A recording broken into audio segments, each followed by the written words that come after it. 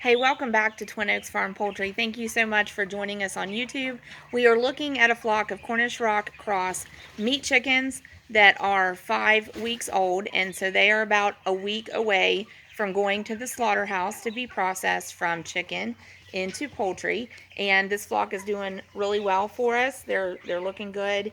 And we're going to, in the video today, briefly tell you 3 things that we continue to monitor very closely about their management in that finish week, that last week leading up to taking them to the processor. And also want to share with you today the coolest thing that has happened to us in association with our YouTube experience. So we're fairly new to the whole YouTube experience as far as being a creator that's uploading videos onto YouTube. So we've had our channel established really for just a couple of months now at the filming of this. And we're on a learning curve, as far as just even the filming and quality content and being consistent about uploading it. But it's fun. It's fun to share the process of what we're doing. It's also great documentation for us. But the coolest thing happened this morning in relation to the YouTube experience. So this morning I had a notification come in that we had a comment on one of our videos. So I love to read those. I love to respond to them. And I love the insight that we get from people commenting on our videos. It is always nice if you get a good job, atta girl, keep up the good work. That's great. Appreciate that. But I also love when we get the other person's experience. They're also doing this and they tell us, here's my experience with this, or I have a question about this. So anyway, this morning we had a comment on, I believe it was on the video A Little Known Secret, and that video is somewhat distinctive for us anyway because of all of our videos. That one video has actually topped 1,000 views by itself. And so that's a big milestone for a YouTube video, because I know my impression as I'm going through the YouTube feed and what the algorithm provides for me to pick from as I might scroll through it, it seems like all the videos get so many views and have so many likes and the channels have so many subscribers. But in reality, we've done some research on statistics, and what we keep reading consistently is that of all the videos uploaded everywhere in the world to YouTube, only 10% of them actually top 1,000 views as an individual video. So that one video of ours on our channel that we've had for 2 months, for it to top 1,000 views is a real sense of accomplishment for us as far as improving ourselves at our YouTube videos. So, but anyway, this comment was, I believe, on that video, and it was just a comment that in Africa, they would consider 10% bad flock loss. It would be a very bad, high mortality rate of flock loss prior to processing. And went on to also share that they would even consider 5% bad. And that was, I believe, from Kenya. And I was just like, this is so cool that even though it's on this limited comment platform in YouTube, I'm able to have this communication with somebody from around the world who's explaining to me, this is what it's like where I am at. And so in that video, I had shared that here for us, it's a very common norm to expect to maybe lose 20% or more of your Cornish Rock Cross meat chicken flock. So in the USA, it's considered kind of like the standard or the norm to lose about 20. And it's not considered unexpected to lose about 30%. So basically, that's kind of what's accepted here in the United States, that when we set out to raise these Cornish Rock Cross meat chickens, we can expect to lose 2 or 3 out of every 10 that we start out raising. So naturally, so that flock in that video, we had lost about 30% flock loss prior to processing. They had experienced an extreme seasonal cold spell that was a temperature stress for them, and that contributes to high flock mortality later in the flock's growth. So that was the instance there. But of course, we're always trying to improve our management. And in this flock, actually, we're going to go back to the birds. In this flock that we're looking at today, we're actually at about 10% flock loss now.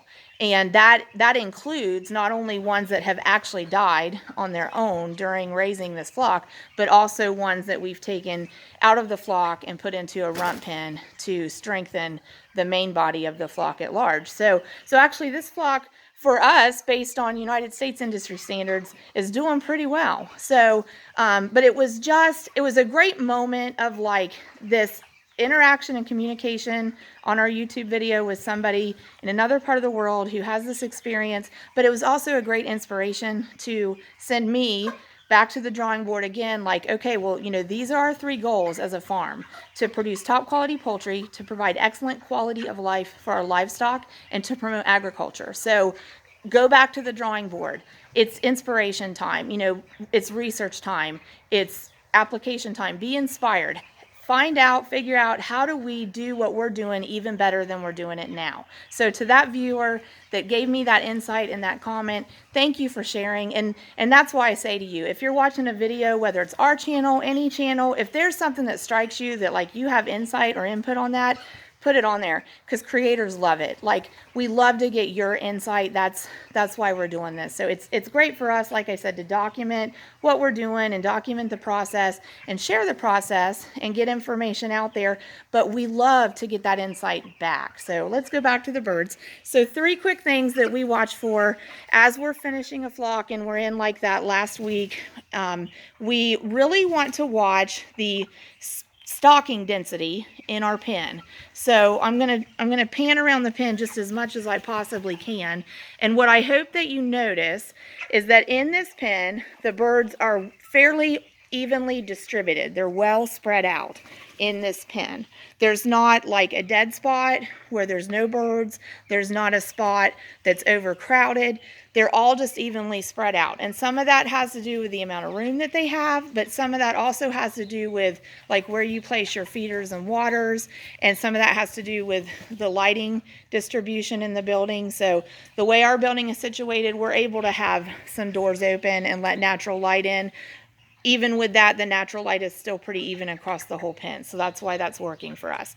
So that's one thing. So the stocking density in your pen. If your birds are running out of room, you need to extend the size of the pen. You need to, or split them up or something, give them more room. But this is a good example. They should be able to evenly spread out throughout your pen and not really be super crowded anywhere. So second thing we also keep pretty close track of as they're finishing, and I'm kind of having to hunt. I can show you. This is going to seem a little out there, but we really monitor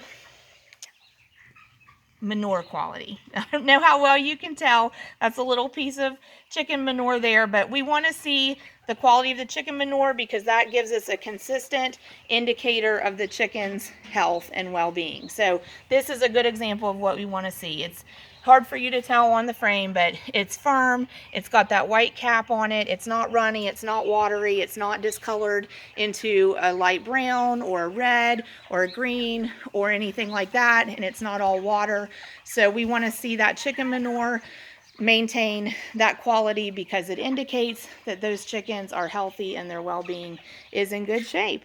And so then the other thing that we monitor in the final week is just the feed consumption and the water consumption particularly. So we want to keep these birds in a certain range of where they're eating regularly and also where they're drinking regularly. So we want them emptying the waters about once a day.